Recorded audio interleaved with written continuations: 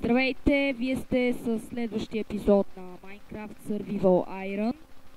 Така, аз съм Рокера 2000. Това е втори епизод на Minecraft Survival Iron. Така, преди да започне днешната серия, искам да ви кажа, че един от феновете ми написа един коментар за World Zombies. Аз на този коментар, който ти написа за World Zombies, защото искаше да се свържеш с него, ти дадох линк и всичко. Надявам се да си ме разбрала. Така, просто за един мой фен говоря, че искала да се свърже с World Zombies от mk.team-nl. Тоест от Nexus Craft, там приятелите, няма значение. Това е къщата, където направихме в първи епизод. Ето е джунглата. Сега, това няма да е истинската ми къща, временно докато си я направя. Да. Пак ви казвам, гласът ми не е такъв, просто от фравса го прави, което е доста женско, да се види. Не мога да оправя проблема, все търсех и не става. Така. Его ония сноубалън там. Така. Ето един октопод отблизо. Вижте каква огромна уста. И какво хубаво дъно. С октоподи. Както виждате, аз съм си сменил текчър пака. Така. Сега ще копая дърво, ще събера малко дърво, за да си направя кирки, мини. Я виж, ти тук има дупка. Чак сега забелязах.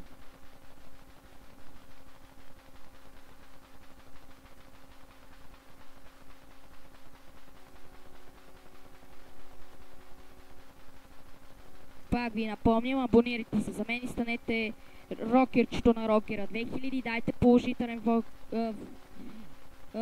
за клипа, коментари и харесване. Моля ви се. Така.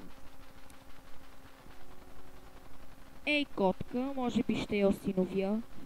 Са, като си направя въдица, ще ловя риба и ще си осиновя. В първи епизод видях черна овца, пък сега котка. Страхотно. Ето, нали, на този остров казах, че ще ми е фермата. На кой беше? Да, е на този там. Че ще ми бъде фермата с овцете. В първи епизод го казах това. Това е втори епизод. Надявам се силно и ясно да се чувам. Вау! Какъв красив остров. Доста красив си. По принцип в новите версии дават много грозни сидове, все джунгли, но тази джунгла е много красива.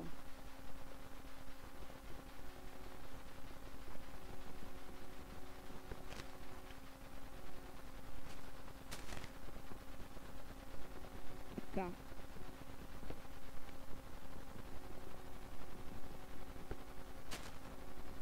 Отидох малко по-надалеч да чупя отзад дърветата, защото отпред да си имам за всеки случай. Така. То дърветата са много де. Това.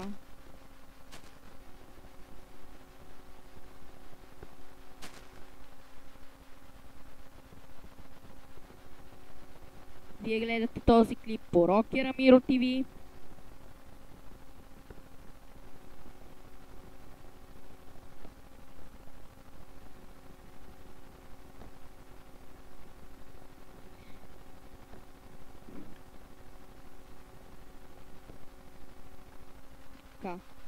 Стига толкова дърво. Само да поснимаме още малко това, защото много ме кефи. Тук може да си направя къща на дърво на върха. Не се знае, ще видим. Иначе е доста хубаво. За първи път виждам такъв остров, наистина. Сигурно някои от вас също го виждат за първи път. Мисля този епизод да го кръстя Странния остров. Странния малък остров. Така ще е заглавието на втория епизод. Така. тези работи на дърветата са какаови зърна. Какаовите зърна тук не се ядат, се отслетяват овцете, примерно. Затова се използва. Също и дрехите, като си набавиш от кожата на кравите. Не само от кожата на кравите, от други работи.